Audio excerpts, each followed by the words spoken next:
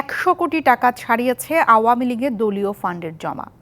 ২১টি bank হিসাবে এই টাকা জমা আছে দলটির। এছাড়াও গত ৬ মাসে আওয়ামী লীগের আয় আরও বেড়েছে বলে জানিয়েছেন দলটির কোষাধ্যক্ষ আশিকুর রহমান।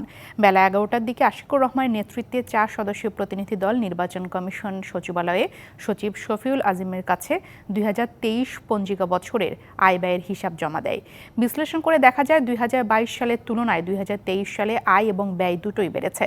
২০২৩ সালে দলটির ব্যয় হয়েছে ৯,৮৭,৩৬,০০০ টাকা, যেখানে ২০২২ সালে ব্যয় ছিল ৭,৮৬,৮৪,০০০ টাকা। ২০২৩ সালে আয় হয়েছে ২৭,১৪,৪৫,০০০ টাকা। এর আগের বছরের আয় ছিল ১০,৭১,৩৫,০০০ টাকা। বছর শেষে ব্যাংকে জমা ছিল ৯০,৫৫,৩১,০০০ টাকা।